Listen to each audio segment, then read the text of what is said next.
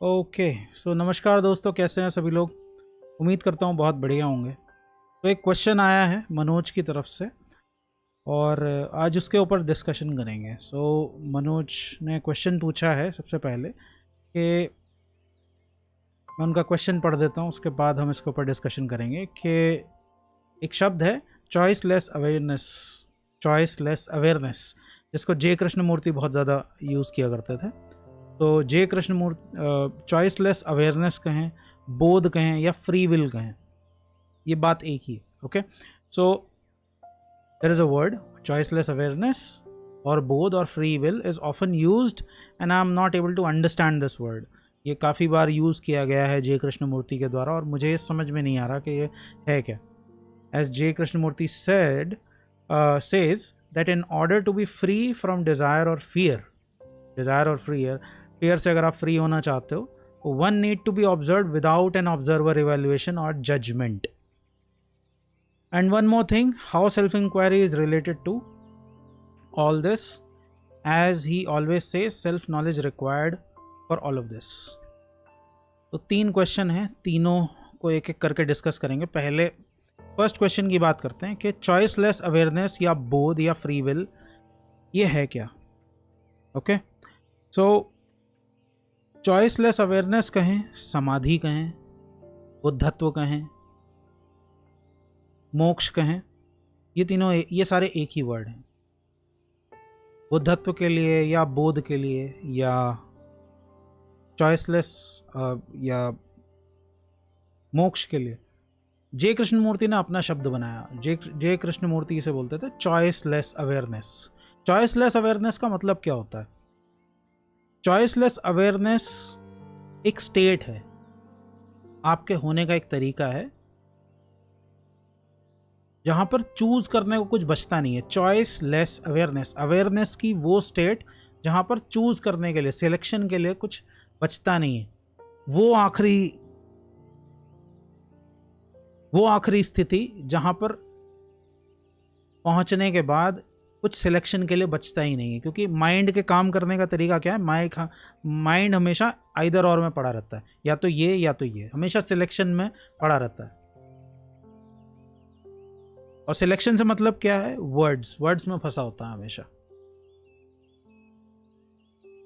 तो choiceless awareness जब भी जे कृष्ण मूर्ति बोलते हैं तो उन्होंने एक अपना शब्द खोजा, अपना एक शब्द बनाया एक फैंसी वे में, एक मॉडर्न दुनिया का। क्योंकि मोक्ष की बात करें, मोक्ष कहें या बुद्धत्व कहें या बोध कहें, ये सब शब्द जो हैं वो पुराने हो चुके थे। बहुत पुराने ज़माने से चले आ रहे थे। कई लोगों ने इनको यूज़ किया था, बार बार यूज़ किया था, और ये काइंड ऑफ अपना मतलब खो चुके थे। तो जे कृष्णमूर्ति ने ऐसी कोई भी बात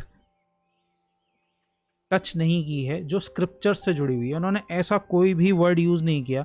आप अगर उनकी टॉक्स सुनेंगे तो आप देखेंगे कि वो कभी भी स्क्रिप्चर्स के ऊपर बात करते ही नहीं थे। वो सिर्फ एक ही चीज़ के ऊपर बात करते थे, माइंड, अंडरस्टैंड माइंड कैसे काम करता है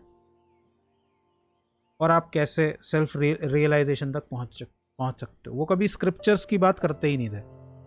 इसलिए उन्होंने ना मोक्ष जैसे शब्द का इस्तेमाल किया, ना बोध जैसे शब्द का, ना स्थित प्रज्ञ, ना समाधि। उन्होंने इनमें से किसी भी शब्द का उपयोग नहीं किया। उन्होंने अपना एक शब्द गढ़ा और वो शब्द था चॉइसलेस अवेयरनेस। अवेयरनेस की वो अवस्था, कॉन्शियसनेस की वो अवस्था जहाँ पर आप चॉइसलेस हो जाते हैं, आपके पास चूज करने के लिए कुछ नहीं बचता। वो आखिरी अवस्था है, समाधि की अवस्था है, जहाँ पर आप खालिस रह जाते हैं। क्योंकि सिर्फ आप ही होते हैं, वहां चूज करने को कुछ बचता ही नहीं है माइंड के लिए। ये है चॉइसलेस अवेयरनेस।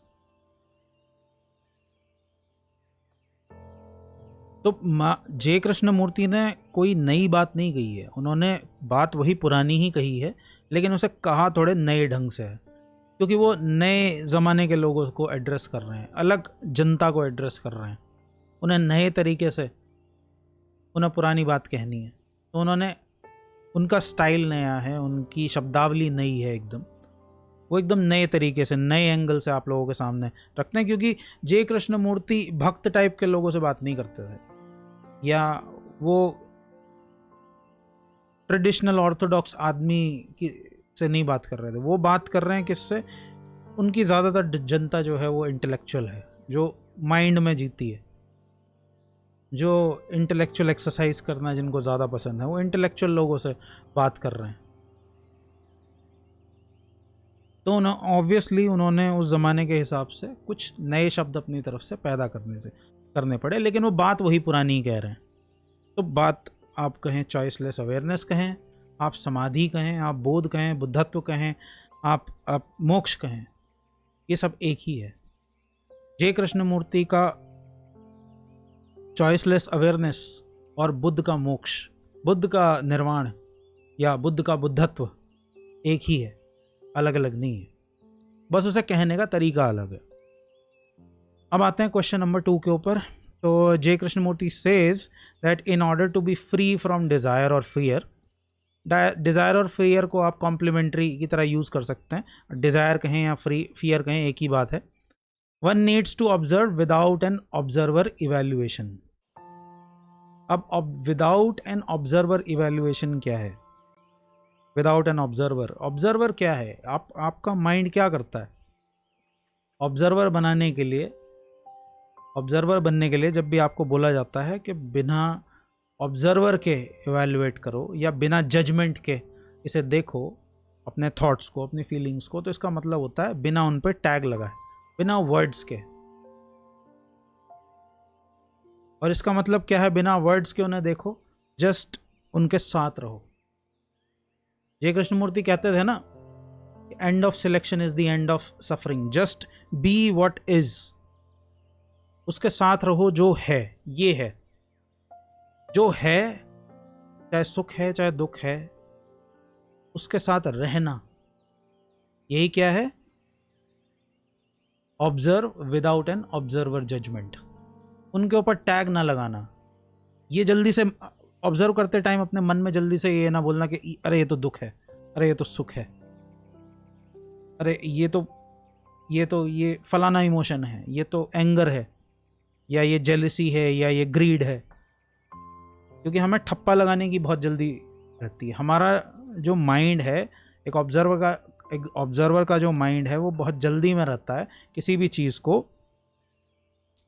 के ऊपर टैग लगाने के लिए। जय कृष्णमूर्ति इस चीज़ के लिए मना करते थे।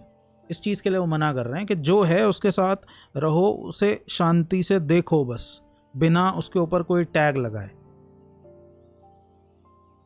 ये जो शब्द यहाँ पर है ना, observe without an observer evaluation, यही सत्संग है, यही सत्संग भी है।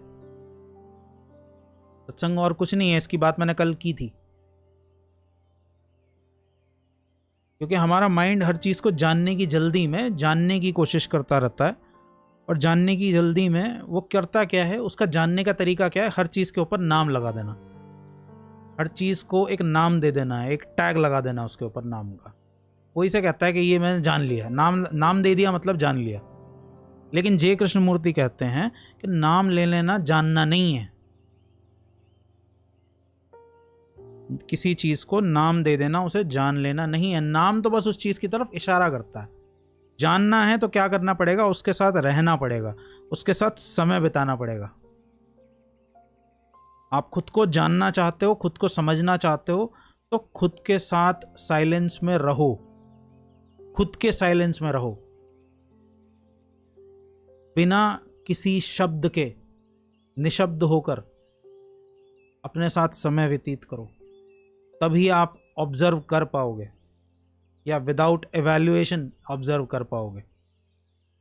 नहीं तो आप क्या करते रहोगे, आपके अंदर एक थॉट की एक्सरसाइज चलती रहेगी, और वो हर एक थॉट को, हर एक इमोशन को नाम देती रहेगी, टैग लगाती रहेगी, और आप इसी चक्र में घूमते रहोगे। क्योंकि माइंड एक बड़ा स्मार्ट गेम खेलता है। वो क्या करता है? वो एक सेपरेट एंटिटी क्रिएट करता है, और वो एंटिटी और कुछ नहीं है, वो एंटिटी एक थॉट है। थॉट और इमोशन का कॉम्बिनेशन है वो थॉट और इमोशन का कॉम्बिनेशन है मैं, आई। जो कि रियल नहीं है। ये बस आपके एक थॉट और इमोशन से मिल के बना है। ये एक इल्यूजन है। माइंड इस डिल्यूजनल आइडेंटिटी को यूज करता है आपको धोखा देने के लिए। आपको लगता है कि कोई अलग से ऑब्जर्वर है जो ऑब्जर्व कर रहा है, कोई अलग से ऑब्जर्वर नहीं है। वो इमोशन आप ही हैं, वो थॉट आप ही हैं। सिर्फ आपने अपने आप को उससे तोड़ रखा है, तो आपको लगता है कि कोई मैं अलग हूं और ये थॉट या ये इमोशन मुझसे अलग है क्योंकि मैं इसे फील कर पा रहा हूं। बट असल में आप दोनों अलग नहीं है। कोई सेपरेट ऑब्जर्वर है ही नहीं। अगर जय कृष्णमूर्ति की भाषा में कहूं तो यही फैक्ट भी है, कोई सेपरेट ऑब्जर्वर है ही नहीं। Observer is the observed, controller is the controlled, जो कि जय कृष्णमूर्ति बार बार बोलते थे। ये दृष्टा ही दृश्य है। नियंत्रक और नियंता में फर्क नहीं है। Controller is the controlled. Okay, तो विदाउट ऑब्जर्वर इवैल्यूएशन या जजमेंट के रहने का मतलब क्या है? साइलेंस में रहना, साइलेंस में अपने थॉट को और इमोशंस को देखना। And one more thing, how self inquiry is related to all how self-inquiry is related to all this, as he always says, self-knowledge required for all this. Self-knowledge का again वही मतलब है, बिना कुछ कहे अपने आप को देखना। ओके, तो आई होप कि आपको थोड़ा बहुत क्लैरिटी मिलेगी, और अगर इससे आगे फर्दर कोई क्वेश्चन है तो नीचे आप मुझे कमेंट सेक्शन में लिख के बता सकते हो। मैं चलता हूँ, मिलूंगा अगले वीडियो में। Thank you so much for watching. Bye bye.